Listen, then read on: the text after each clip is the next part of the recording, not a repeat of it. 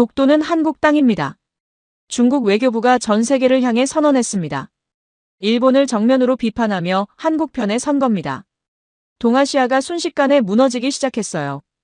그런데 이상하지 않습니까? 왜 중국이 갑자기 한국 편을 들었을까요? 서해 한복판. 중국이 몰래 세워놓은 거대한 불법 구조물. 대만은 미끼였고 독도는 함정이었습니다. 중국이 진짜 노린 건 따로 있었던 겁니다. 그리고 그 중심에 대한민국이 서 있었습니다. 도대체 중국의 진짜 속셈은 무엇이었을까요? 한국은 어떻게 이 거대한 판을 뒤집을까요? 이야기 시작하기 전에 좋아요와 구독 버튼 가볍게 한번 눌러주시면 저 감동 이야기 서은비에게 정말 따뜻한 격려가 됩니다. 지금 어디에서 이 영상을 시청하고 계신지 아래 댓글에 나눠주세요. 중국이 한국 편을 들었습니다.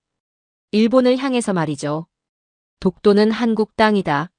전 세계가 경악했습니다. 2025년 가을 중국 외교부 대변인이 정례 브리핑에서 독도 문제를 직접 언급했거든요. 일본의 독도 전시관 확대를 비판하며 주변국의 불만을 유발하는 행위라고 못 박았습니다. 사실상 한국과 같은 입장을 암시한 겁니다. 사람들은 말했죠. 아마 대만 때문이라고. 미국과 일본을 견제하려는 외교 전술이라고요. 그런데 진짜 전문가들은 한 가지 본질을 떠올렸습니다. 한국 영해, 서해 한복판. 중국이 점거한 불법 구조물. 뜬금없이 이게 무슨 연관이냐고요? 저는 에드워드 레너드입니다. 영국 국방성과 유엔 산하 국제해양안보연구소를 오가며 20년 동안 세계 해양 분쟁을 분석해온 전문가죠. 남중국해부터 북극해까지 바다 위 갈등이 있는 곳이면 어디든 제 보고서가 있었습니다. 이번 임무도 단순했습니다. 대만 해협에서 고조되는 긴장 상황을 평가해 국제 보고서를 작성하는 것. 누가 봐도 대만이 문제였거든요. 2025년 중국 전투기가 대만 방공식별 구역을 하루 평균 60회 이상 침범했습니다. 군함과 해경선도 대만 주변에 밀집 배치됐죠. 전 세계 언론은 연일 대만 위기를 톱뉴스로 다뤘습니다. 그런데 사건의 시작은 대만이 아니었습니다. 일본 외무성이 기자회견을 열었죠. 내용은 간단했습니다. 대만은 민주주의 가치를 공유하는 중요한 파트너라는 발언이었습니다. 일본 정부가 대만을 공개 지지한 겁니다. 중국은 즉각 반발했습니다. 외교부는 일본이 영내 긴장을 조성하고 있다며 강하게 비난했죠. 여기까지는 예상 가능한 수순이었습니다. 중국과 일본은 늘 이런 식으로 신경전을 벌이니까요. 그런데 갑자기 이상한 일이 벌어졌습니다. 중국이 전례 없이 갑자기 독도를 꺼낸 겁니다. 일본은 독도로 주변국의 불만을 유발하고 있다. 역사 문제를 정치화하는 행위는 지역 안정에 도움이 되지 않는다. 중국 외교부 대변인의 발언이었습니다. 표면적으로는 일본을 비판하는 것처럼 보였죠. 하지만 전문가들은 알아챘습니다. 이 발언은 사실상 독도는 한국 땅이라는 입장을 암시하는 거였습니다. 저는 그날 밤 런던 사무실에서 이 뉴스를 접했습니다. 처음엔 그저 흥미로운 외교 전술이라고 생각했어요. 중국이 일본을 압박하려고 한국 카드를 꺼낸 거라고요. 대만 문제로 일본이 미국 편을 들자 한일 관계를 흔들려는 시도처럼 보였습니다. 하지만 뭔가 석연치 않았습니다. 중국이 독도 문제에 개입한 건 거의 전례가 없었거든요. 20년간 동아시아를 지켜본 제 경험으로도 이례적인 일이었습니다. 중국은 늘 한일 분쟁에서 거리를 뒀습니다. 양쪽 다 자극하지 않으려고요. 그런데 왜 지금 독도를 언급했을까요? 저는 책상 위 자료들을 다시 펼쳤습니다. 대만 관련 보고서, 중국 군사 동향 분석, 일본 외교부 성명 문서를 넘기던 제 손이 멈췄습니다. 서해 잠정 조치 수역, 중국 의심 구조물 포착. 유엔 동북아 정세회의 자료 한 구석에 적힌 문장이었습니다. 대만 보고서 안에 왜 한국 서해가 들어있죠? 저는 다시 읽었습니다. 분명했습니다. 서해라고 적혀 있었어요. 문서엔 작은 각주가 달려 있었습니다. 해당 구조물은 2020년경 설치된 것으로 추정. 최근 한국 조사선 접근 시도에 중국 해경이 강력 대응. 영상자료 첨부. 2020년경이라고요? 그럼 이미 5년 전에 세워진 건가요? 한국 조사선이 한국 영해에 설치된 구조물에 접근하는데 중국 해경이 강력 대응을 했다. 이게 무슨 상황입니까? 저는 첨부 파일을 열었습니다. 위성 사진이 나타났습니다. 서해 한복판이었습니다. 북위 37도, 동경 124도. 이곳은 한중 잠정조치 수역 중심부였습니다. 그곳에 거대한 철제 구조물이 바다 위에 서 있었죠. 길이만 30m는 좋게 돼 보였어요. 높이도 상당했습니다. 이건 단순한 부표나 어업시설이 아니었습니다. 완전히 고정된 건축물이었죠. 구조물 주변으로 중국 해경선 여러 척이 배치돼 있었습니다. 명백히 경계를 위한 포진이었습니다. 저는 영상 파일도 확인했습니다. 재생 버튼을 눌렀죠. 화면 속엔 한국해양조사선이 보였습니다. 흰색 선체의 태극기가 선명했어요. 조사선이 구조물 쪽으로 천천히 접근하고 있었습니다. 그 순간 중국 해경선이 빠르게 가로막았습니다. 해경 요원이 갑판 위로 나왔습니다. 손에 긴 쇠막대를 들고 있었어요. 위협하는 제스처가 명확했습니다. 한국 조사선은 결국 후진했습니다. 더 이상 접근하지 못한 겁니다. 영상은 거기서 끝났습니다. 저는 화면을 멍하니 바라봤습니다. 영상 아래 메모가 적혀 있었습니다. 해당 영상 SNS 조회수 100만 돌파. 한국 내 여론 악화 중. 처음엔 단지 대만 위기라고 생각했습니다. 그런데 서해라는 단어가 머릿속에 오래 남았습니다. 그런데 왜 대만 보고서에 서해 정보가 들어 있었을까요? 이 모든 사건이 일주일 안에 몰려 있었습니다. 이건 우연이 아니었어요.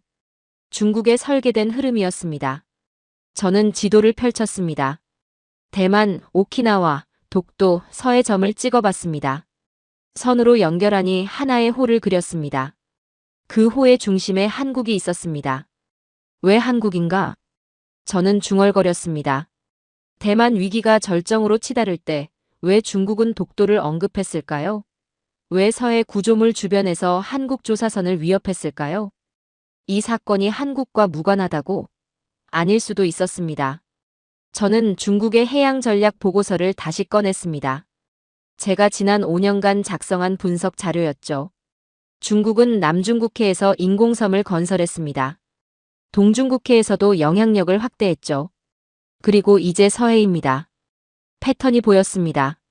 중국은 늘 큰 사건 뒤에 작은 움직임을 숨깁니다. 남중국해 인공섬도 그랬어요. 미국과 필리핀이 충돌할 때 조용히 건설을 진행했죠. 세계가 다른 곳을 보는 사이 기정사실을 만들어버리는 겁니다. 이번에도 똑같았습니다. 대만 위기로 전 세계의 시선을 끌어놓고 그 사이 서해에서 뭔가를 하고 있는 겁니다.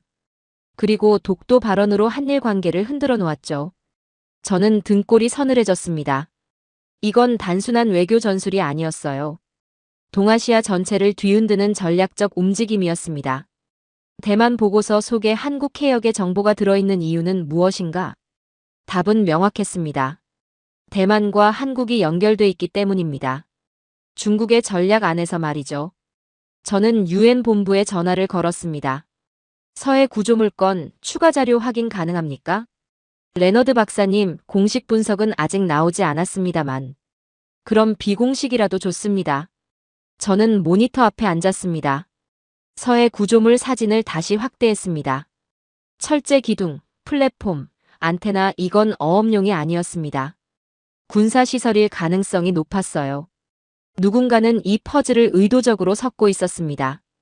대만으로 시선을 끌고 독도로 한일을 갈라놓고 서해에서 기정사실을 만드는 겁니다. 퍼즐 조각은 따로 흩어진 듯 보였지만 제 직감은 하나의 중심을 가리키고 있었습니다. 그 중심은 한국이었습니다. 저는 의자에 기댔습니다. 창밖으로 런던의 야경이 보였어요. 템스강이 어둠 속에서 반짝였죠. 하지만 제 머릿속은 수천 킬로미터 떨어진 동아시아로 가 있었습니다. 중국이 한국 편을 든 건 친절 때문이 아니었습니다. 일본을 자극해 한일 관계를 흔들려는 거였죠. 독도 발언은 미끼였습니다. 진짜 목적은 한국과 일본 사이의 균형을 깨는 것이었습니다. 그렇다면 서해 구조물은? 그건 한국을 압박하는 물리적 장치였습니다. 대만 위기 뒤에 숨겨진 진짜 전선이었죠. 하지만 왜 한국인가요? 저는 지도를 다시 봤습니다. 한국은 동아시아의 중심에 있었습니다. 중국과 일본 사이, 대륙과 해양 사이에 위치한 나라였죠. 한국이 흔들리면 이 지역 전체가 흔들립니다. 그래서 중국은 한국을 노리는 겁니다. 저는 확신했습니다. 이번 사건은 대만이 촉발한 듯 보이지만 실제로는 동아시아 질서의 중심을 둘러싼 거대한 수싸움이었습니다. 그리고 그 한복판에 한국이 서 있었습니다. 제 임무는 이제 단순 보고서 작성이 아니었습니다. 가려진 진짜 목적을 파악하는 일이 되었습니다. 저는 노트북을 닫았습니다. 더 이상 런던에 앉아 있을 수 없었어요. 이 사건의 진실을 확인하려면 현장으로 가야 했습니다. 서해로, 한국으로 말이죠. 그리고 저는 직감했습니다. 이 판의 중심에는 한국이 있다고. 먼저 런던 사무실을 떠나 UN 본부가 있는 뉴욕으로 날아왔어요. 여기엔 제가 필요한 모든 정보가 있었습니다. 위성 데이터, 해양 관측 자료, 각국 정보기관의 분석 보고서까지 말이죠. 첫 며칠은 기초 자료를 정리하는 데 썼습니다. 서해 잠정 조치 수역의 법적 지위, 해당 해역의 수심과 해류, 과거 분쟁 사례들 하지만 제가 정말 알고 싶은 건 하나였습니다. 저 구조물은 대체 무엇인가? 사무실 책상 위엔 위성사진 수십 장이 펼쳐져 있었습니다. 같은 구조물을 서로 다른 각도, 다른 시기에 찍은 사진들이었죠. 저는 확대경을 들고 하나하나 살펴봤습니다. 처음 봤을 땐 단순한 부표쯤으로 생각했어요. 어업용 표지나 임시 관측 장비일 수도 있었고요. 서해엔 이런 시설들이 꽤 많거든요. 한국도 중국도 각자 해양 관측을 위해 여러 장비를 설치해뒀으니까요. 하지만 자세히 보니 아니었습니다. 구조물의 크기가 먼저 이상했어요. 위성 이미지 스케일을 계산해보니 길이가 최소 25m는 됐습니다. 어떤 각도에선 30m까지 보였죠. 부표치곤 너무 컸습니다. 높이는 더 놀라웠습니다. 해상으로 솟아오른 부분만 10m가 넘어 보였어요. 파도가 높은 날 찍은 사진을 봐도 구조물은 물속에 잠기지 않았습니다. 완전히 고정돼 있다는 뜻이었죠. 저는 확대 배율을 더 올렸습니다. 모니터 화면이 구조물로 가득 찼습니다. 그 순간 제 가슴이 철렁 내려앉았습니다. 이건 바다 아래에 박아 넣은 거야. 구조물 하부를 보니 해저와 연결된 기둥이 보였습니다. 파일 형태였어요. 바다 밑 집안에 깊숙이 박혀있는 구조였죠. 이건 임시로 설치한 게 아니었습니다. 영구적으로 세운 건축물이었습니다. 저는 다른 위성 사진들을 꺼냈습니다. 시간순으로 배열해봤어요. 2020년 사진엔 아무것도 없었습니다. 깨끗한 바다뿐이었죠. 2021년 사진엔 작은 점이 보이기 시작했습니다. 2022년엔 구조물의 윤곽이 뚜렷해졌고요. 2023년엔 거의 완성된 모습이었습니다. 5년에 걸쳐 조금씩 건설한 겁니다. 왜 아무도 막지 않았지? 저는 중얼거렸습니다. 5년이면 충분히 알아챌 수 있는 시간이었어요. 한국도 국제사회도 이 구조물을 봤을 겁니다. 그런데 왜 지금까지 방치됐을까요? 답은 간단했습니다. 서해 잠정조치 수역이라는 특수한 지위 때문이었죠. 이 해역은 한국과 중국이 공동으로 관리하는 구역입니다. 배타적 경제수역 경계가 확정되지 않아 잠정적으로 만든 완충지대였어요. 어업활동은 허용되지만 군사시설이나 건축행위는 금지돼 있습니다. 하지만 애매한 지점이 있었습니다. 해양 관측용 장비는 어떻게 해석할 것인가? 중국은 아마 이 틈새를 노렸을 겁니다. 처음엔 작은 부표로 시작해서 조금씩 확장해 나간 거죠. 개구리를 천천히 삶는 방식이었습니다. 저는 최신 위성 사진을 다시 확대했습니다. 구조물 상부를 자세히 봤죠. 플랫폼 위에 여러 장비가 보였습니다.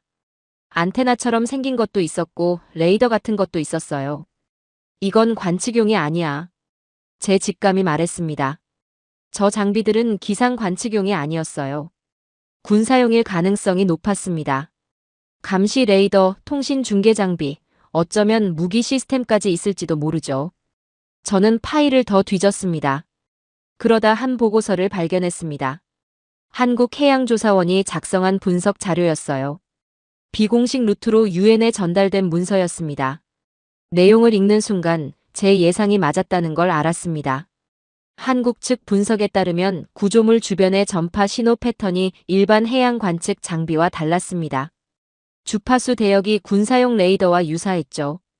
게다가 구조물 설치 이후 해당 해역의 해류 패턴이 미세하게 변했다고 합니다. 한국은 이미 알고 있었던 겁니다. 저 구조물이 뭔지 말이죠. 그런데 왜 공식적으로 문제 삼지 않았을까요? 저는 보고서 마지막 장을 넘겼습니다. 거기 답이 있었습니다. 중국과의 외교적 마찰 최소화, 증거 수집 단계 지속. 한국은 조용히 움직이고 있었던 겁니다. 감정적으로 반응하지 않고 차근차근 증거를 모으는 거죠. 법과 절차로 대응하는 방식이었습니다. 저는 감탄했습니다. 이게 바로 한국의 방식이구나 싶었어요. 중국이 회색지대 전술을 쓴다면 한국은 투명한 법치로 맞서는 겁니다. 하지만 상황은 변하고 있었습니다. 저는 다음 파일을 열었습니다. 영상 자료였어요. 한국 해양조사선이 구조물에 접근하는 장면이었습니다. 조사선은 천천히 구조물 쪽으로 나아갔습니다. 거리가 약 500m쯤 됐을 때 중국 해경선이 나타났습니다.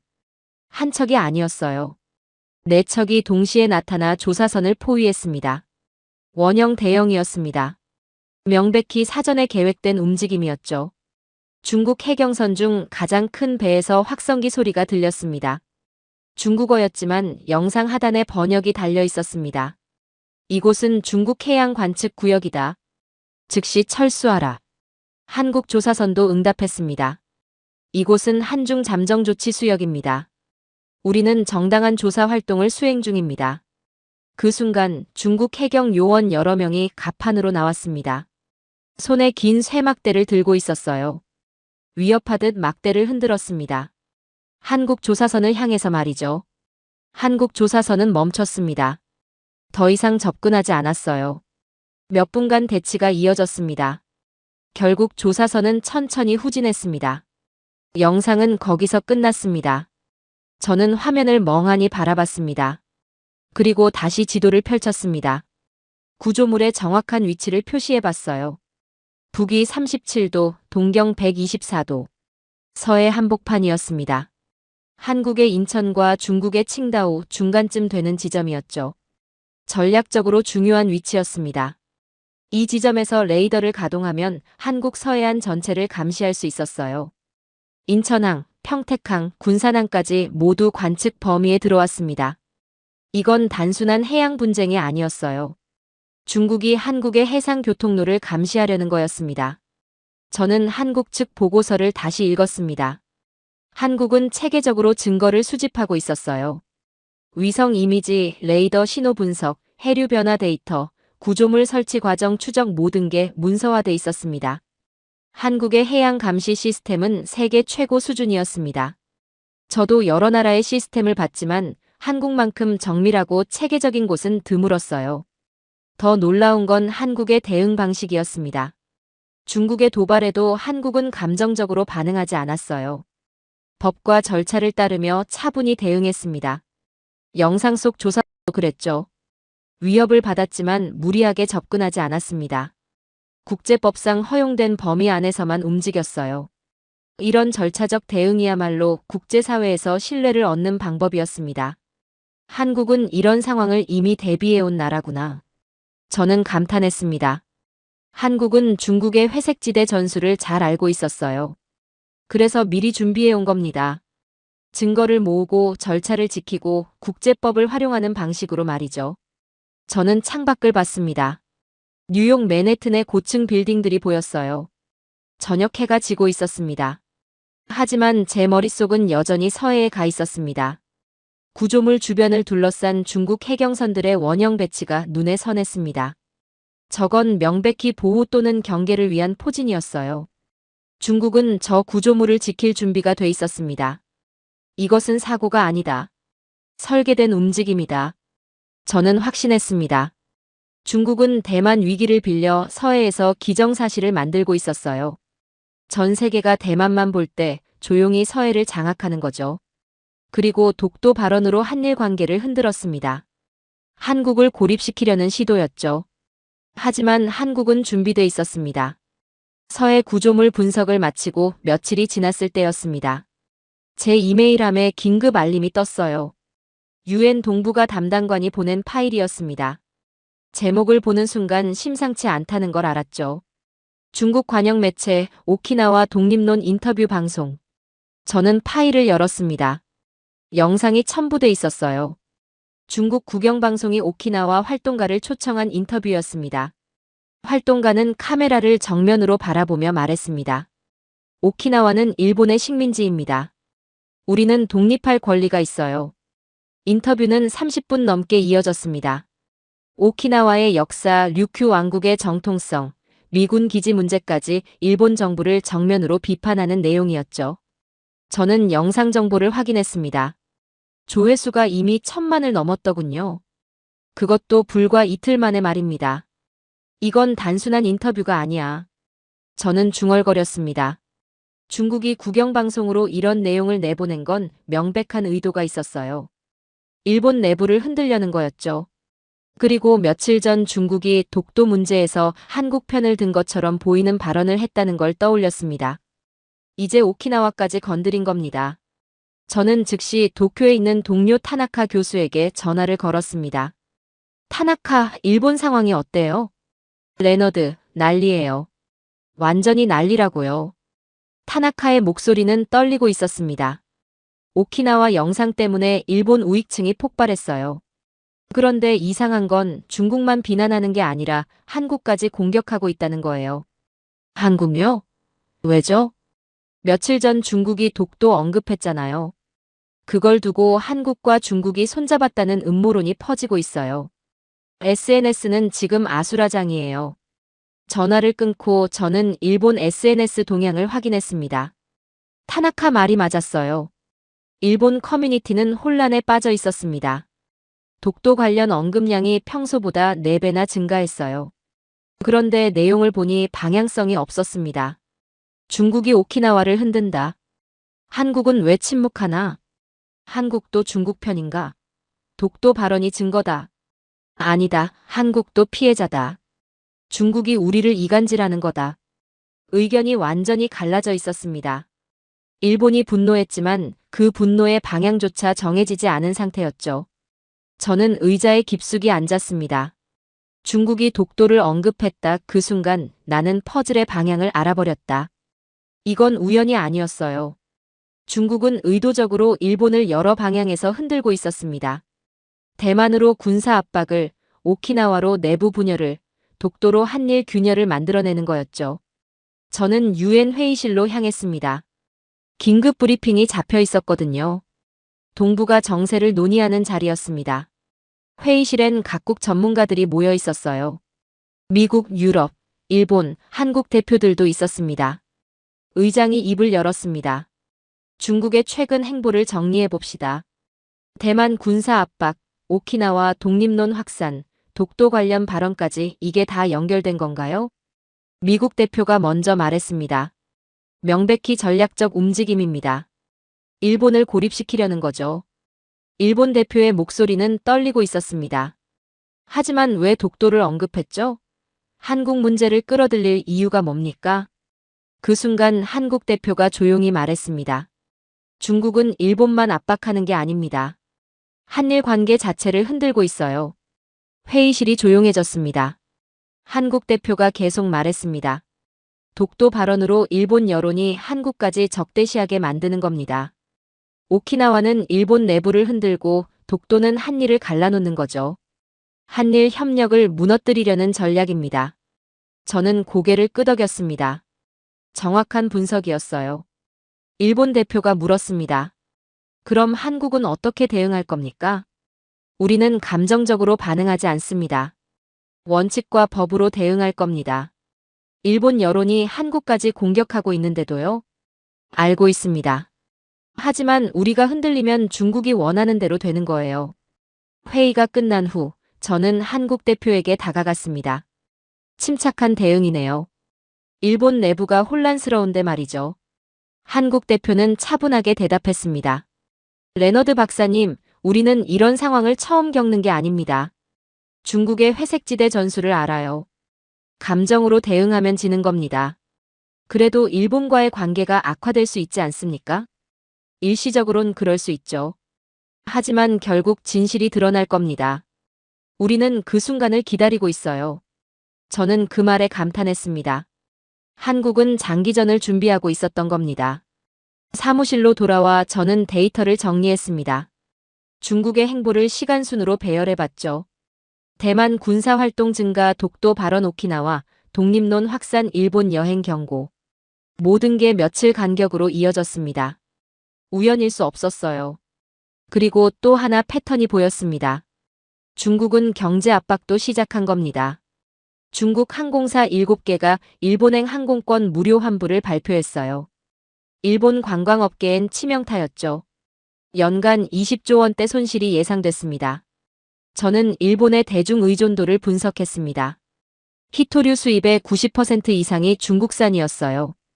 관광, 무역, 자원 모든 면에서 일본은 중국과 깊이 연결돼 있었습니다. 중국은 바로 그 약점을 공략한 겁니다. 대만도, 오키나와도, 독도도 결국 하나의 축을 중심으로 돌고 있었다. 저는 지도를 펼쳤습니다. 대만, 오키나와, 독도, 서해를 표시했죠. 선으로 연결하니 하나의 원이 그려졌습니다. 그 원의 중심에 한국이 있었습니다. 일본이 분노했지만 세계의 시선은 이상하게도 한국을 향하고 있었다. 저는 이 문장을 노트에 적었습니다. 왜 한국인가? 왜 중국은 한국을 이렇게 의식하는 걸까요? 답은 명확했습니다. 한국은 동아시아의 균형추였거든요.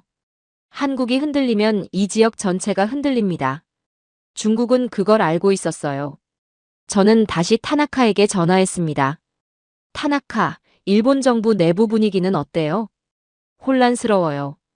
중국을 상대해야 하는데 한국까지 신경 써야 하니까요. 어떤 관료는 한국과 협력해야 한다고 하고 어떤 사람은 한국도 의심해야 한다고 해요.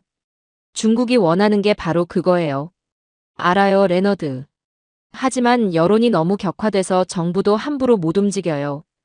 중국의 목적이 일본 자극이 아니라 한일 균열일 수 있다는 생각이 처음 들었다. 저는 확신했습니다. 중국은 일본을 직접 공격하지 않았어요. 대신 일본 주변을 모두 흔든 겁니다. 그리고 그 과정에서 가장 중요한 동맹인 한국과 일본을 갈라놓으려 한 거죠. 한국은 침묵하고 있었지만 그 침묵은 이 지역의 균형을 잡는 힘이었다. 저는 창밖을 바라봤습니다. 뉴욕의 밤이 깊어가고 있었어요. 하지만 동아시아는 폭풍 속으로 빠져들고 있었습니다. 중국은 교묘하게 움직이고 있었습니다. 일본은 혼란에 빠졌고요. 그 사이에서 한국만이 흔들리지 않고 서 있었습니다. 저는 노트에 적었습니다. 이건 의도된 판이다. 중국이 설계한 거대한 게임이다. 그리고 핵심 변수는 한국이다. 다음 단계는 명확했습니다. 한국이 어떻게 움직이느냐가 이 판의 결말을 결정할 것이었습니다. 중국의 교란 전술이 점점 거세지는 가운데 저는 한 가지 궁금증이 생겼습니다. 한국은 대체 어떻게 대응하고 있는 걸까? 일본은 감정적으로 폭발했고 중국은 여론전을 펼쳤습니다. 그런데 한국만 조용했어요. 침묵하고 있었죠. 이게 무능력 때문인지 아니면 전략인지 알 수 없었습니다. 저는 한국 측 자료를 요청했습니다. 유엔 경로를 통해 한국해양조사원의 보고서를 받았어요. 문서를 열어보는 순간 제 예상은 완전히 빗나갔습니다. 한국은 침묵하지 않았습니다. 다만 다른 방식으로 말하고 있었던 겁니다. 보고서 첫 장에 나온 건 서해 구조물의 좌표였습니다. 북위 37도 14분, 동경 124도 32분. 오차범위 1m 이내로 정확했어요. 일반 위성 이미지보다 훨씬 정밀했죠. 다음 페이지엔 구조물의 3차원 모델링이 있었습니다. 높이, 폭, 깊이가 모두 계산돼 있었어요. 심지어 수중 기초부의 파일 개수까지 추정돼 있었습니다. 이게 어떻게 가능하지? 저는 중얼거렸습니다. 중국 해경이 접근을 막는데 어떻게 이렇게 정밀한 데이터를 얻었을까요? 답은 다음 장에 있었습니다. 이어도 해양과학기지. 저는 그 이름을 처음 제대로 인식했습니다. 이어도는 서해 최남단 수중 암초였어요. 한국이 그곳에 해양 관측 기지를 세웠다는 건 알고 있었습니다. 하지만 그게 이렇게 중요한 시설인 줄은 몰랐어요. 보고서엔 이어도 기지의 상세한 정보가 담겨 있었습니다. 1995년 설계 시작, 2001년 착공, 2003년 완공, 3,400톤 규모의 철골 구조물, 높이 76m, 총 건설비 212억 원, 운영 중인 관측 장비 68종. 저는 숫자들을 천천히 읽었습니다. 3,400톤이라고요? 76m라고요? 이건 단순한 관측 시설이 아니었습니다. 해상 요새에 가까웠어요. 다음 장엔 이어도 기지가 수집한 데이터 목록이 나왔습니다. 기상 데이터 풍향, 풍속, 기압, 기온, 습도. 해양 데이터 수온, 염분, 해류, 파고, 조석. 레이더 데이터 주변 선박 동향, 항공기 이동. 저는 페이지를 넘기며 감탄했습니다. 한국은 20년 넘게 이 데이터를 쌓아온 겁니다. 하루도 빠짐없이 말이죠. 그리고 그 데이터로 서해 구조물을 분석했던 겁니다. 보고서는 계속됐습니다. 구조물 설치 전후의 해류 변화 분석이 나왔어요. 미세한 차이였지만 측정 가능한 수준이었습니다. 구조물이 해류 흐름에 영향을 주고 있다는 증거였죠. 다음은 전파 신호 분석이었습니다. 이어도 기지의 레이더가 포착한 구조물의 반사 신호 패턴이 상세히 기록돼 있었어요. 주파수 대역을 보니 일반 해양 관측 장비와 달랐습니다. 이건 군사용 레이더야. 저는 확신했습니다. 한국도 같은 결론을 내렸더군요. 보고서엔 명확히 적혀 있었습니다. 해당 구조물은 해양 관측을 위장한 군사시설로 판단됨. 저는 의자에 기댔습니다. 한국은 이미 모든 걸 알고 있었던 겁니다. 구조물이 무엇인지, 언제 세워졌는지, 어떤 기능을 하는지 다 파악하고 있었어요. 그런데 왜 공개하지 않았을까요? 답은 보고서 마지막 장에 있었습니다. 국제법상 분쟁 해결 절차 준수. 충분한 증거 수집 후 유엔 해양법 재판소 제소 검토. 한국은 감정적으로 대응하지 않았습니다. 법적 절차를 밟고 있었던 겁니다. 중국이 회색지대 전술을 쓴다면 한국은 투명한 법치로 맞서는 거였죠. 저는 다른 자료도 요청했습니다. 한국해양수산부의 대외 발표문, 외교부 브리핑, 국방부 동향 분석 모두 같은 패턴이었습니다. 침착함, 절차 준수, 증거 기반 대응. 한국은 서두르지 않았어요. 한 걸음씩 확실하게 나아가고 있었습니다. 저는 유엔 해양법 전문가인 마리아 산토스 교수에게 전화를 걸었습니다. 마리아, 한국의 대응 방식을 어떻게 봐요? 인상적이에요, 레너드. 아주 전문적이죠. 구체적으로 어떤 점에서요? 한국은 감정이 아니라 데이터로 말해요. 제가 받은 자료를 보면 법정에서 바로 쓸 수 있을 정도로 정교해요. 좌표, 시간, 증거 사진, 전문가 분석 모든 게 갖춰져 있어요. 국제사회 반응은 어때요? 신뢰도가 높아요. 한국 자료는 과장이 없거든요. 사실만 담겨 있죠. 이런 방식이 결국 가장 강력한 무기예요. 전화를 끊고 저는 생각에 잠겼습니다.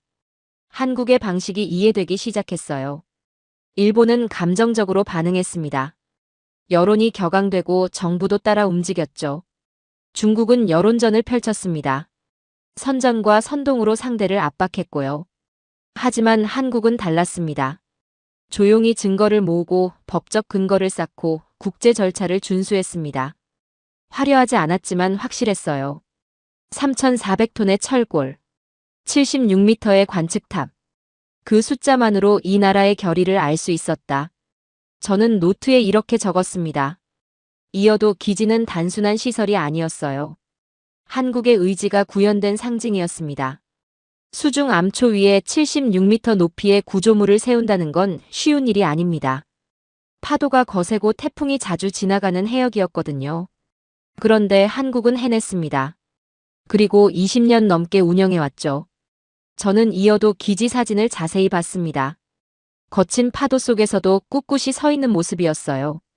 태풍이 와도 흔들리지 않았다고 합니다.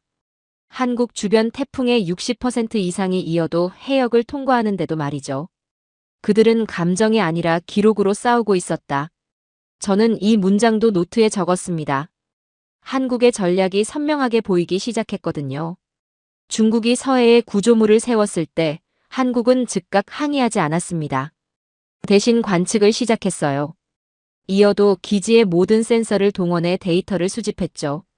구조물의 크기, 위치, 전파 신호, 주변 해류 변화 5년 동안 축적된 데이터는 어마어마했습니다. 그리고 그 데이터는 법정에서 가장 강력한 증거가 될 거였어요. 한국은 바다를 지키고 있었지만 사실은 법을 지키고 있었다. 저는 감탄했습니다. 이게 진짜 강국의 모습이구나 싶었어요. 힘으로 밀어붙이는 게 아니라 원칙과 절차로 승부하는 겁니다. 저는 한국해양조사원에 추가 자료를 요청했습니다. 며칠 후 답장이 왔어요. 첨부 파일엔 이어도 기지의 운영 일지가 담겨 있었습니다. 2003년부터 2025년까지 하루도 빠짐없는 기록이었습니다. 기상 관측 횟수만 해도 수백만 건이었어요. 해양 데이터는 더 많았고요. 이 나라는 처음부터 준비하고 있었어. 저는 중얼거렸습니다. 이어도 기지를 세운 건 단순히 해양 관측 때문이 아니었어요. 서해 전체를 감시하기 위해서였습니다. 중국의 움직임을 놓치지 않기 위해서였죠. 그리고 그 준비가 지금 빛을 발하고 있었습니다. 저는 유엔 본부에서 열린 비공식 회의에 참석했습니다. 서해 문제를 논의하는 자리였어요. 각국 전문가들이 모였습니다. 회의 중에 미국 해군 분석관이 말했습니다. 한국 자료를 검토해봤는데 정밀도가 놀랍더군요. 우리 위성 데이터보다 상세해요. 유럽 대표도 동의했습니다. 한국의 해양 감시 시스템은 세계 최고 수준입니다. 이어도 기지 같은 시설은 다른 나라엔 없어요. 저는 그 말을 들으며 고개를 끄덕였습니다. 한국은 작은 나라가 아니었어요. 준비된 강국이었습니다. 이어도 기지는 단순한 시설이 아니었다. 이 지역 전체를 지키는 방패였다. 저는 회의가 끝난 후 혼자 남아 생각에 잠겼습니다. 중국은 회색지대 전술로 서해를 장악하려 했습니다. 일본은 감정적으로 대응했고요. 하지만 한국은 20년 전부터 준비해왔습니다. 이어도 기지를 세우고 데이터를 쌓고 시스템을 구축했죠. 그리고 지금 그 준비가 결실을 맺고 있었습니다. 나는 그때 처음으로 한국이라는 나라의 준비된 힘을 보았다. 저는 노트 마지막 장에 이렇게 적었습니다. 한국은 즉흥적으로 대응하지 않았어요. 오래전부터 계획하고 실행해온 겁니다. 한국의 준비된 대응을 확인한 후 저는 안도했습니다. 하지만 그 안도는 오래가지 못했습니다. 상황이 급격히 악화됐거든요. 제 이메일함에 긴급 보고서가 도착했습니다. 일본 방위성 내부 문서였어요. 비공식 루트로 흘러나온 자료였습니다. 제목을 보는 순간 등골이 서늘해졌죠. 한국의 전략적 침묵 중국 동조 가능성 검토. 저는 파일을 열었습니다. 내용이 믿기지 않았어요. 한국은 중국의 독도 발언 이후 공식 입장을 내지 않고 있다. 이는 중국과의 사전 조율 가능성을 시사한다. 한국이 중국의 전략적 침묵에 동조하고 있을 수 있다. 말도 안 돼. 저는 중얼거렸습니다. 이건 완전히 잘못된 분석이었어요. 한국의 침묵은 전략이었습니다. 중국과 손잡은 게 아니라 법적 대응을 준비하는 거였죠. 하지만 일본은 오해하고 있었습니다. 한국이 왜 침묵하는지, 무엇을 준비하는지 모르는 거였어요. 저는 즉시 도쿄의 타나카 교수에게 전화를 걸었습니다. 타나카, 방위성 보고서 봤어요? 봤어요, 레너드. 지금 일본 내부가 완전히 혼란스러워요. 저 분석은 틀렸어요. 한국은 중국과 손잡은 게 아니라 법적 대응을 준비하는 겁니다. 알아요. 하지만 정부는 그렇게 안 봐요. 중국이 독도를 언급했는데 한국이 침묵한다. 이상하다는 거죠. 타나카의 목소리는 지쳐 있었습니다. 게다가 오키나와 문제 때문에 여론이 너무 격화됐어요. 중국에 대한 분노가 한국까지 튀고 있어요. 전화를 끊고 저는 일본 SNS 동향을 확인했습니다. 상황은 타나카 말보다 더 심각했어요. 일본 우익 커뮤니티에서 독도 관련 언급량이 평소보다 4배나 증가했습니다. 그런데 내용이 달라졌어요. 예전엔 한국만 비판했는데 이젠 한국과 중국이 손잡았다는 음모론이 주류였습니다. 한국은 왜 침묵하나? 중국 편이기 때문이다. 한중 동맹이 형성되고 있다. 일본은 고립됐다. 한국을 믿을 수 없다. 일본은 독자 행동을 취해야 한다. 혐오성 게시물도 급증했습니다. 한국을 향한 악의적 댓글이 하루에 수만 건씩 올라왔어요. 일본이 한국을 적대하기 시작했다. 이건 완전히 예상 밖이었다. 저는 노트에 적었습니다. 중국의 전략이 정확히 먹히고 있었어요. 독도 발언으로 일본을 혼란시키고 오키나와로 내부를 흔들고 결국 한국까지 적으로 돌리는 거였죠. 며칠 후 결정타가 날아왔습니다. 일본 정부가 한국과의 군사 한라인을 일시 중단한다고 발표한 겁니다. 저는 뉴스를 보고 얼어붙었습니다. 군사 한라인은 위기 상황에서 오판을 막는 마지막 안전장치입니다. 한국과 일본이 직접 소통하는 채널이죠. 그게 끊어진다는 건 두 나라 사이의 신뢰가 무너졌다는 뜻이었습니다. 한라인이 끊겼다는 순간 저는 동북아 지역이 붕괴될 수도 있음을 느꼈습니다. 저는 떨리는 손으로 유엔 긴급 회의를 요청했습니다. 이건 더 이상 지켜볼 상황이 아니었어요. 회의실에 각국 대표들이 모였습니다. 분위기는 무겁고 긴장됐죠. 미국 대표가 먼저 입을 열었습니다. 한일 군사 한라인 중단은 심각한 사태입니다. 동북아 안보에 큰 구멍이 생겼어요. 유럽 대표도 우려를 표했습니다. 중국이 원하는 게 바로 이거 아닙니까? 한국과 일본을 갈라놓는 것. 일본 대표는 방어적이었습니다. 우리도 원하는 게 아닙니다. 하지만 한국의 침묵을 어떻게 해석해야 합니까? 중국이 독도를 언급했는데 한국은 아무 말도 없어요. 그 순간 한국 대표가 조용히 말했습니다. 우리는 침묵하지 않았습니다. 다만 감정이 아니라 법으로 대응하고 있을 뿐입니다. 그래도 공식 입장은 내야 하는 거 아닙니까? 일본 여론이 저희를 적대시하는 상황에서 어떤 말을 해도 오해받을 겁니다. 그래서 우리는 증거로 말하고 있어요. 한국 대표의 목소리는 차분했지만 단호했습니다. 서해 구조물, 중국의 여론전, 독도 발언 이 모든 게 연결돼 있습니다. 중국은 한일 균열을 노리는 거예요. 우리가 흔들리면 중국이 이기는 겁니다. 회의실이 조용해졌습니다. 한국 대표가 계속 말했습니다. 일본이 한라인을 중단하신다면 막을 순 없습니다. 하지만 이건 중국이 가장 바라는 결과라는 걸 알아주셨으면 합니다. 일본 대표는 대답하지 않았습니다. 회의가 끝난 후 저는 복도에서 미국 대표와 마주쳤습니다. 레너드, 이거 심각한 거 맞죠? 네. 한일 협력은 동아시아 안보의 마지막 안전핀입니다. 그 핀이 빠지면 모든 국가가 고립되는 거죠. 저는 고개를 끄덕였습니다. 미국 대표가 한숨을 쉬었습니다. 중국이 이렇게까지 치밀하게 움직일 줄은 몰랐어요. 대만을 빌려 서해에 구조물을 세우고 독도와 오키나와로 여론을 흔들고 결국 한일을 갈라놓는다. 완벽한 회색지대 전술입니다. 사무실로 돌아와 저는 데이터를 다시 정리했습니다. 중국의 움직임을 시간순으로 배열해봤죠. 대만 군사활동 증가, 독도 발언, 오키나와, 독립론 확산, 일본 여행 경고, 중국 항공사 환불 조치, 한일 한라인 중단. 모든 게 한 달도 안 되는 기간에 일어났습니다. 우연일 수 없었어요. 중국은 대만을 노리는 척하며 사실은 동북아 전체를 뒤흔들고 있었다.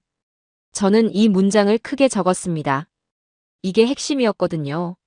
중국의 진짜 목표는 대만이 아니었습니다. 한국과 일본의 협력 체계를 무너뜨리는 거였어요. 두 나라가 갈라서면 동북아 전체가 흔들립니다. 미국의 영향력도 약해지고요. 한일 균열, 그건 중국이 가장 바라는 그림이었다. 저는 창밖을 바라봤습니다. 뉴욕의 하늘은 흐렸어요. 마치 동아시아 정세처럼 말이죠. 저는 중국의 경제 압박 데이터도 분석했습니다. 중국 항공사 7개가 일본행 환불 조치를 시행했어요.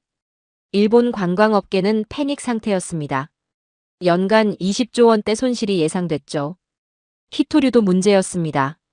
일본의 히토류 수입량 중 90% 이상이 중국산이었어요. 중국이 수출을 제한하면 일본 제조업이 타격받습니다. 중국은 군사적 압박과 경제적 압박을 동시에 가하고 있었습니다. 그리고 여론전까지 병행했죠. 완벽한 복합 전략이었어요. 저는 다시 타나카에게 전화했습니다.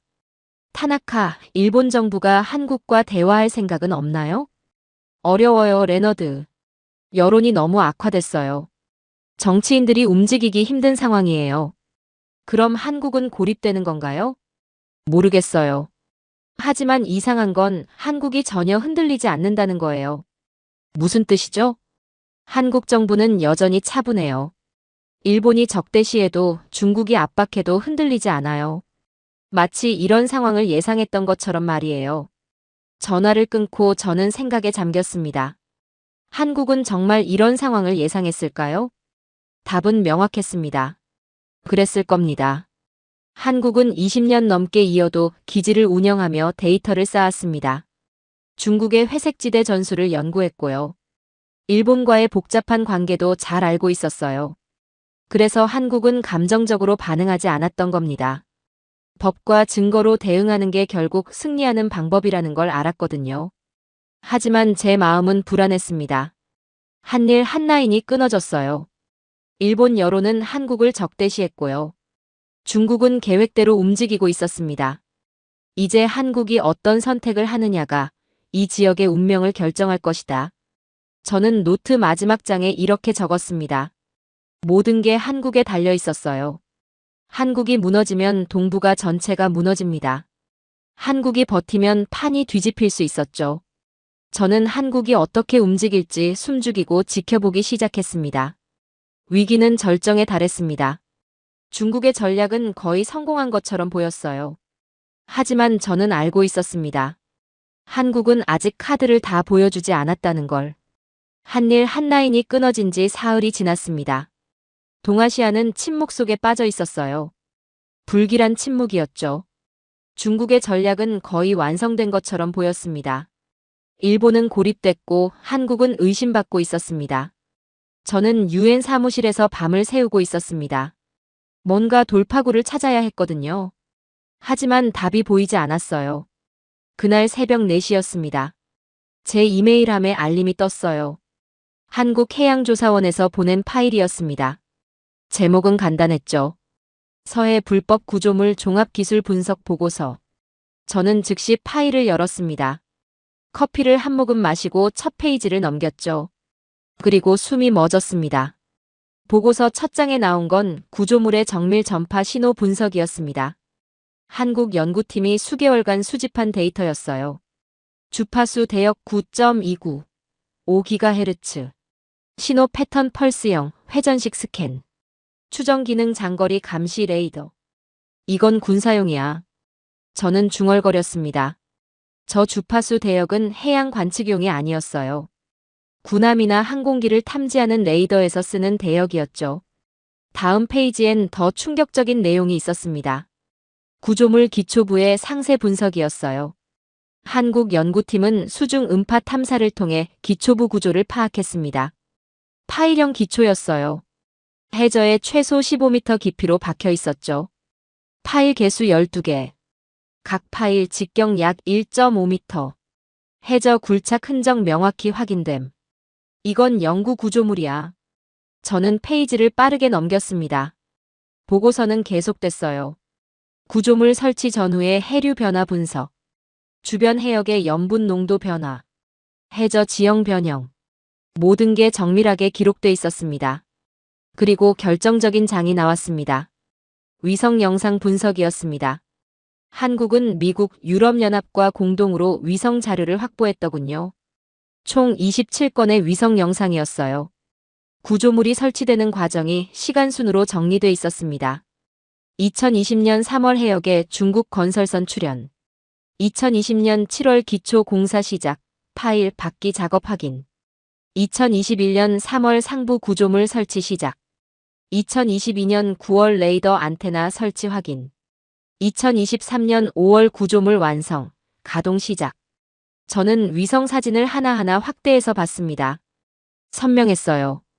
중국 건설선의 모습, 크레인으로 자재를 옮기는 장면, 해경선이 주변을 경계하는 모습 모든 게 담겨 있었습니다. 이제야 한국이 무엇을 준비했는지 이해되기 시작했거든요. 한국은 감정이 아니라 증거로 싸우고 있었습니다. 보고서는 더 이어졌습니다. 중국 해경선의 행동 패턴 분석도 있었어요. 구조물 설치 전 해당 해역 중국 해경선 출현 빈도 주 2회. 구조물 설치 후 해당 해역 중국 해경선 출현 빈도 주 4회. 증가율 평균 1.8배. 숫자가 말하고 있었습니다. 중국은 저 구조물을 지키려고 해경선을 증파했던 겁니다. 명백히 전략적 가치가 있는 시설이라는 뜻이었죠. 저는 보고서 마지막 장을 펼쳤습니다. 결론 부분이었어요. 해당 구조물은 해양 관측을 위장한 군사감시 시설로 판단됨. 유엔 해양법 협약 위반 소지 있음. 한중 잠정 조치 수역 내 일방적 군사시설 건설은 지역 안정을 해치는 행위임.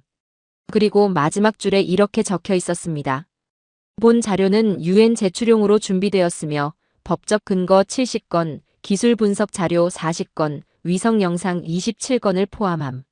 저는 의자에 깊숙이 앉았습니다. 한국이 드디어 움직이는구나. 한국은 지난 몇 달간 침묵하지 않았습니다. 조용히 칼을 갈고 있었던 겁니다. 증거를 모으고 분석하고 법적 패키지를 준비했던 거죠. 저는 즉시 유엔 본부에 전화를 걸었습니다. 한국 측 보고서 받았습니까? 네, 레너드 박사님. 방금 공식 접수됐습니다. 검토에 들어갈 예정입니다. 얼마나 걸립니까? 자료가 방대해서 시간이 좀 걸릴 것 같습니다. 하지만 첫인상은 상당히 설득력 있습니다. 전화를 끊고 저는 미국 해군 정보국에 연락했습니다. 제 오랜 동료인 톰슨 대령이었어요. 톰슨, 한국 자료 봤어? 봤지, 레너드. 놀랍던데? 어떤 점에서? 정밀도가 우리 수준이야. 아니, 어떤 부분은 우리보다 나아. 특히 전파 신호 분석은 정말 디테일해. 미국도 독자 검증할 거야? 이미 시작했어. 우리 위성 자료랑 교차 분석 중이야. 근데 레너드, 지금까지 본 것만으로도 한국 분석이 맞는 것 같아. 그 정도야? 그래. 저 구조물은 명백히 군사용이야. 한국이 정확하게 짚었어. 전화를 끊고 저는 유럽 측에도 연락했습니다. 유럽연합 해양조사단 책임자인 요한 슈미트 박사였죠. 요한, 한국 자료 검토 중이죠? 네, 에드워드. 우리 팀이 분석하고 있어요. 솔직히 감탄했습니다. 감탄이요? 한국이 이렇게 체계적으로 증거를 수집한 줄 몰랐어요. 법적 근거, 기술 데이터, 위성 영상 모든 게 완벽하게 갖춰져 있어요. 법정에 바로 제출해도 될 수준입니다. 유럽도 독자 검증합니까? 물론이죠. 하지만 제 개인 의견으론 한국 분석이 정확할 겁니다. 미국과 유럽의 위성 자료가 한국의 분석을 뒷받침하기 시작했다. 저는 이 문장을 크게 적었습니다. 판이 바뀌기 시작했거든요. 며칠 후 유엔 본부에서 비공식 브리핑이 열렸습니다. 각국 전문가들이 모였어요. 미국 대표가 먼저 발표했습니다. 우리는 한국이 제출한 자료를 검증했습니다. 결론부터 말씀드리면 한국의 분석은 정확합니다. 화면에 위성 사진이 떴습니다. 미국이 독자적으로 촬영한 사진이었어요. 서해 구조물은 군사용 레이더를 탑재한 감시 시설입니다. 한국이 분석한 전파 신호 패턴과 우리 데이터가 일치합니다. 유럽 대표도 발표했습니다. 우리 역시 같은 결론에 도달했습니다. 구조물 기초부 분석, 해류 변화 데이터 모두 한국 분석과 일치합니다.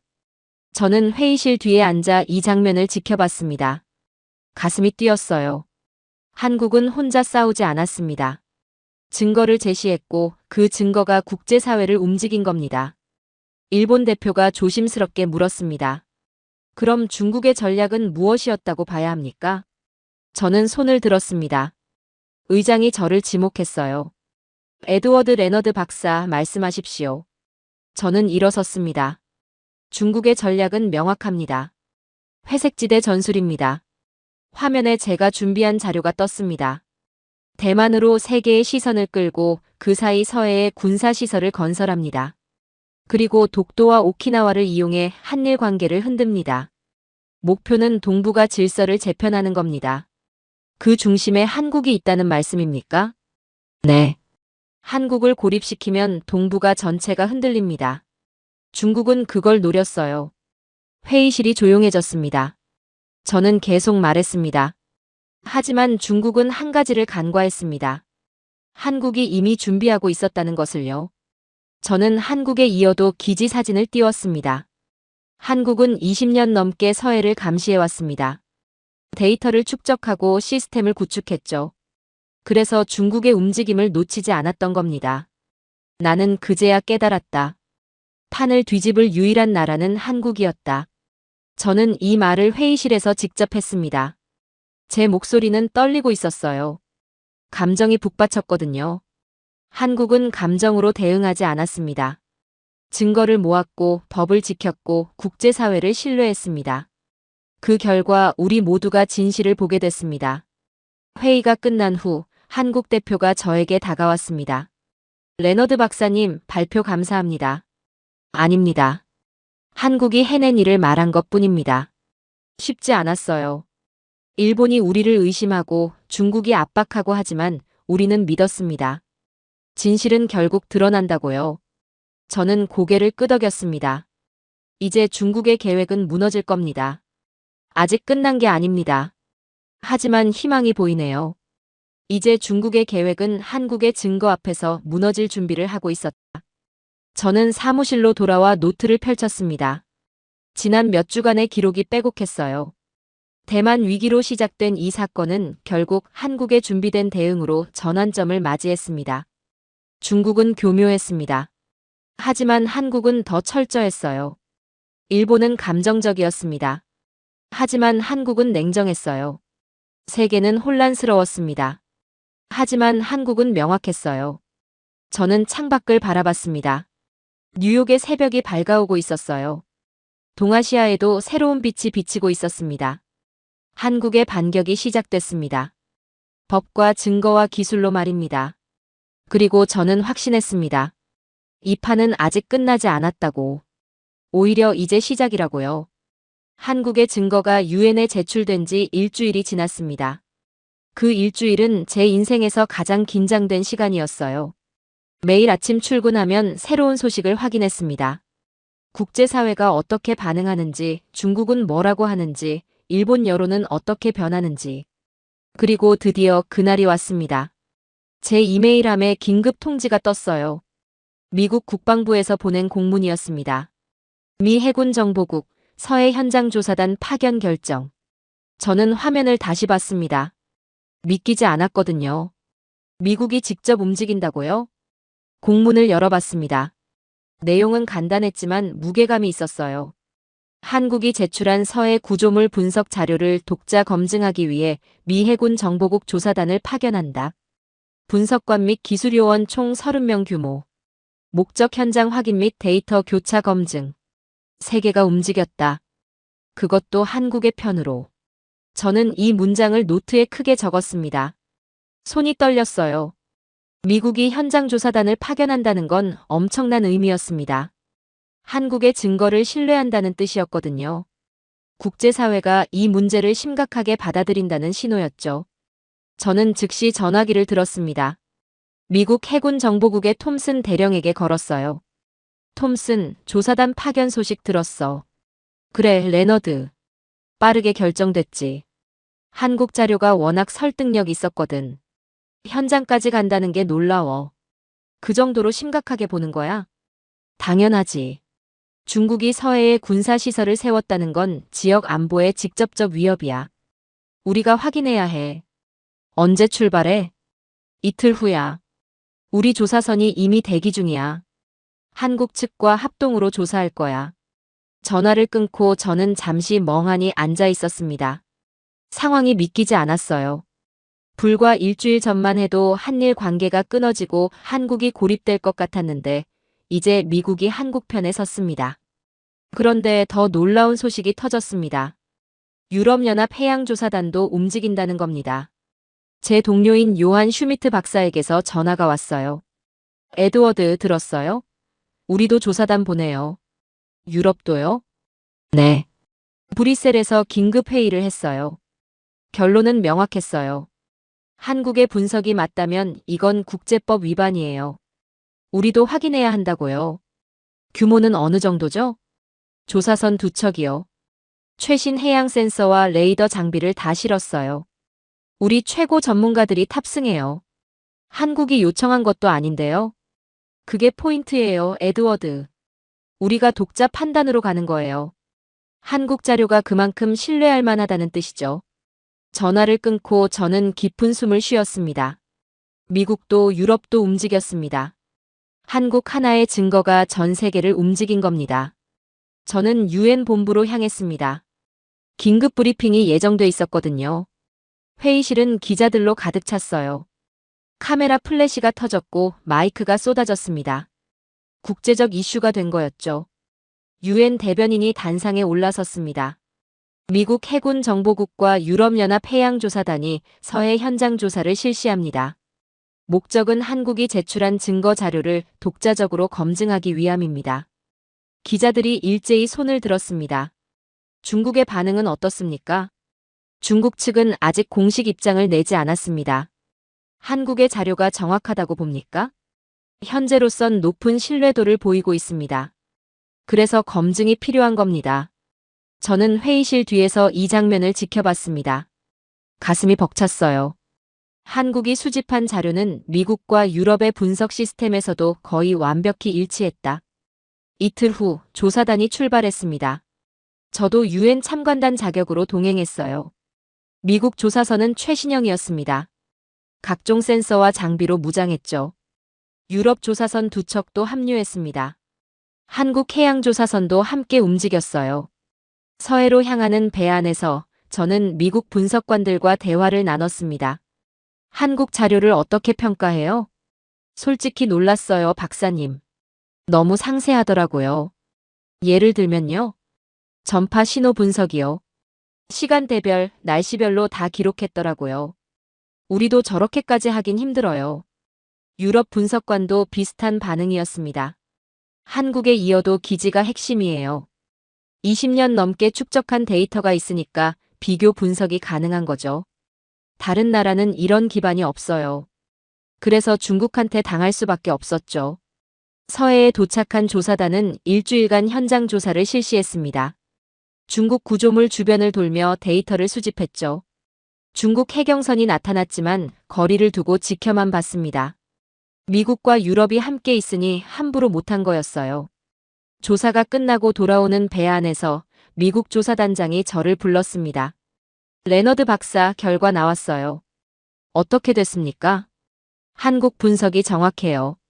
100% 일치해요. 정말입니까? 네. 구조물은 군사용 레이더를 탑재한 감시 시설이에요. 우리 장비로도 같은 신호를 잡았어요. 한국이 제시한 주파수, 신호 패턴 모두 맞아요. 유럽 조사단도 같은 결론이었습니다. 기초부 구조, 해류 변화, 심지어 해저 굴착 흔적까지 한국 자료와 일치합니다. 이건 명백히 계획된 군사시설이에요. 뉴욕으로 돌아온 저는 유엔 본부에서 결과 발표를 준비했습니다. 발표일 회의실은 각국 대표들로 가득 찼어요. 미국 대표가 먼저 발표했습니다. 우리는 한국이 제출한 자료를 현장에서 검증했습니다. 결론은 명확합니다. 한국의 분석은 정확합니다. 화면에 조사 결과가 떴습니다. 서해 구조물은 해양 관측을 위장한 군사 감시 시설입니다. 레이더 신호, 기초 구조 모든 면에서 한국 분석과 일치합니다. 유럽 대표도 같은 발표를 했습니다. 우리 조사단 역시 동일한 결론에 도달했습니다. 이는 한중 잠정 조치 수역 협정을 위반한 일방적 행위입니다. 그 순간 국제 언론이 폭발했습니다. 3일 만에 120개 주요 매체가 기사를 쏟아냈어요. 헤드라인은 비슷했습니다. 중국의 서해 불법 건축물, 국제사회 확인. 한국의 분석, 미국 유럽 검증으로 입증. 중국 교란 전술, 세계 앞에 드러나. 중국의 계획은 국제사회의 눈앞에서 무너지고 있었다. 저는 언론 보도를 하나하나 확인했습니다. 전 세계가 이 사건을 주목하고 있었어요. 그런데 더 놀라운 일이 일어났습니다. 일본 내부에서 여론이 반전되기 시작한 겁니다. 제 동료 타나카 교수에게서 전화가 왔어요. 레너드, 일본 여론이 바뀌고 있어요. 어떻게요? 사람들이 깨닫기 시작했어요. 우리가 중국의 전략에 휘둘렸다는 걸요. 구체적으로요? SNS에서 일본이 중국에 이용당했다는 언급이 6배나 증가했어요. 한국을 의심한 게 잘못이었다는 글이 쏟아지고 있어요. 정부 반응은요? 조용히 입장을 바꾸고 있어요. 한국과의 대화를 재개하려는 움직임이 보여요. 일본조차 우리가 중국에 이용당했다고 말하기 시작했다. 저는 이 말을 노트에 적으며 감탄했습니다. 한국의 증거가 일본 여론까지 바꾼 겁니다. 한일 한라인이 끊어졌을 때 저는 동아시아가 무너질 거라고 생각했습니다. 중국의 전략이 성공한 것처럼 보였죠. 하지만 한국은 포기하지 않았습니다. 조용히 증거를 모았고 법을 지켰고 세계를 신뢰했습니다. 그리고 세계가 응답했습니다. 중국의 회색지대 전술은 완벽해 보였습니다. 하지만 한국의 투명한 법치 앞에서 무너지고 있었어요. 저는 유엔 복도를 걷다가 한국 대표와 마주쳤습니다. 박사님, 다음 주에 최종 보고서 발표가 있어요. 참석하시죠? 물론입니다. 놓칠 수 없죠. 그때 모든 게 정리될 겁니다. 저는 고개를 끄덕였습니다. 마지막 장이 남아 있었습니다. 하지만 저는 이미 알고 있었습니다. 결말이 어떻게 될지 말입니다. 한국이 이길 것이라고. 세계가 인정할 것이라고. 그리고 동아시아의 질서가 새롭게 정립될 것이라고요. 하지만 그 사이 동아시아는 더욱 격렬하게 요동치고 있었어요. 중국과 일본의 갈등은 오히려 더 심해졌습니다. 오키나와 문제는 일본 사회를 계속 흔들었고 일본은 독도 문제를 다시 전면에 내세우며 강경 대응을 시도했죠. 두 나라는 더 이상 돌아갈 수 없을 만큼 멀리 가버렸다. 저는 매일 아침 뉴스를 확인하며 이 문장을 떠올렸습니다. 중국과 일본은 정말 멀어지고 있었어요. 외교 채널은 거의 끊겼고 경제관계도 냉각됐습니다. 그러나 이상한 일이었습니다. 중국과 일본이 서로 싸우는데 국제사회의 시선은 점점 한국으로 향하고 있었거든요. 제 동료들이 하나둘 연락을 해왔습니다. 먼저 동남아 해양연구소의 린 박사였어요. 레너드, 한국의 해양 감시 시스템 관련 자료 좀 구할 수 있을까요? 왜요? 우리 정부가 관심을 보이고 있어요. 한국처럼 체계적인 해양 감시가 필요하다고요. 남중국해 문제 때문에요. 한국에 직접 문의해 보시죠. 이미 했어요. 긍정적인 답변을 받았고요. 우리뿐만 아니라 베트남, 필리핀, 인도네시아도 관심 있대요. 전화를 끊고 저는 놀랐습니다. 동남아 국가들이 한국 모델에 관심을 보인다고요? 며칠 후엔 동유럽에서 연락이 왔습니다. 레너드 박사님, 한국에 이어도 기지 같은 시스템을 우리도 구축하고 싶어요. 흑해 감시에 필요해요. 중동에서도 연락이 왔습니다. 페르시아만 해역 분쟁 해결에 한국의 방법론을 적용하고 싶습니다. 저는 집계를 해봤습니다. 동남아 6개국, 동유럽 3개국, 중동 2개국, 총 11개국이 한국식 해양 감시 체계에 관심을 보이고 있었어요. 유엔 본부에서도 변화가 감지됐습니다. 회의 때마다 한국의 사례가 언급됐어요. 한국은 어떻게 대응했죠? 한국 모델을 참고합시다 같은 말들이 자연스럽게 나왔습니다. 저는 유엔 법률 고문실에 들렀습니다. 국제법 전문가인 카를로스 산체스 박사를 만나러 갔죠. 카를로스, 한국 케이스를 어떻게 평가해요? 역사적이에요, 에드워드. 해양 분쟁 해결에 새로운 기준을 세웠어요. 구체적으로요? 한국은 압박이 아니라 법으로 대응했고요. 이게 얼마나 강력한지 이번에 증명됐죠. 다른 나라들도 따라할 수 있을까요? 쉽진 않아요. 한국처럼 20년 넘게 데이터를 쌓은 나라가 별로 없거든요. 하지만 방법론은 배울 수 있어요. 국제해양법 교과서 개정안에 한국 사례를 넣기로 했어요. 이어도 기지 운영, 서해 구조물 대응 방식 모두 모범 사례로 들어갈 겁니다. 저는 놀랐습니다. 한국의 대응이 교과서에 실린다고요? 이건 단순히 사건을 해결한 게 아니었어요. 역사에 남는 선례를 만든 겁니다. 며칠 후 국제해양법 전문가 그룹에서 공식 발표가 나왔습니다. 한국의 서해 분쟁 대응 모델은 투명성, 객관성, 법적 근거 면에서 가장 우수한 사례다. 향후 해양 분쟁 해결에 참고 기준으로 삼을 것을 권고한다. 40명의 전문가가 서명한 성명이었어요. 한국은 침묵 속에서 기준을 만들었고 세계는 그 기준을 따르기 시작했다. 저는 이 변화가 놀라웠습니다. 불과 몇 주 전만 해도 한국은 고립될 것처럼 보였어요. 하지만 이제 세계가 한국을 중심으로 움직이고 있었습니다. 가장 극적인 변화는 일본에서 일어났습니다. 타나카 교수에게서 긴 전화가 왔어요. 레너드, 일본 여론이 완전히 바뀌었어요. 어느 정도죠? 여론조사 결과가 나왔어요. 한국과의 협력이 필요하다는 응답이 58% 증가했어요. 불과 한 달 전과 비교하면 엄청난 변화예요. 무엇 때문에 바뀐 것 같아요? 사람들이 깨달았어요. 한국 없이는 중국을 상대할 수 없다는 걸요. 한국이 보여준 증거와 대응 방식을 보고 신뢰가 생긴 거죠. 정부는요? 비공식적으로 한국에 접촉하고 있어요. 한라인 재개를 논의 중이래요. 저는 감격스러웠습니다. 한국을 의심하던 일본이 이제 한국을 필요로 하고 있었어요. 그때 저는 퍼즐의 마지막 조각을 맞췄습니다. 아, 그래서 중국은 독도를 언급하며 한국을 흔들려 했던 것이구나. 저는 지난 몇 달을 되짚어봤습니다. 대만 위기, 서해 구조물, 독도 발언, 오키나와 여론전 모든 조각이 하나의 그림을 가리키고 있었어요. 한국이 흔들리면 이 지역 전체가 흔들려요. 한국이 무너지면 일본도 고립되고 미국의 영향력도 약해집니다. 중국은 그걸 알았던 겁니다. 그래서 한국을 노렸어요. 하지만 역설적으로 그 공격이 한국의 중요성을 더 부각시켰습니다. 한국이 얼마나 중요한 나라인지, 한국이 얼마나 준비된 나라인지 세계가 알게 된 거죠. 한국은 큰 나라가 아닙니다. 영토도 작고 인구도 많지 않아요. 하지만 이번 사건에서 한국은 누구보다 큰 역할을 했습니다. 감정이 아니라 이성으로, 압박이 아니라 법으로, 속도가 아니라 정확성으로 움직였어요. 그리고 그 방식이 결국 승리했습니다. 사무실로 돌아와 저는 창밖을 바라봤습니다. 뉴욕의 하늘이 파랗게 개어 있었어요. 저는 노트를 펼쳤습니다. 첫 장엔 몇 달 전에 적은 문장이 있었죠. 이 사건의 중심에는 한국이 있다. 그리고 마지막 장에 이렇게 적었습니다. 이 작은 나라가 가장 단단한 중심축이 되어 있었다. 한국은 영토는 작았지만 준비는 거대했습니다. 목소리는 낮았지만 증거는 명확했습니다. 움직임은 느렸지만 방향은 정확했습니다.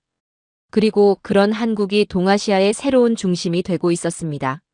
저는 보고서를 마무리하며 마지막 문장을 썼습니다. 한국은 힘으로 중심이 된 게 아니다. 신뢰로 중심이 되었다. 그리고 그 신뢰는 20년의 준비와 한 번의 시험에서 증명되었다. 이제 동아시아는 새로운 질서를 맞이할 것이다. 그 질서의 중심에는 한국이 서 있을 것이다. 저는 파일을 저장하고 의자에 기댔습니다. 긴 여정이었습니다.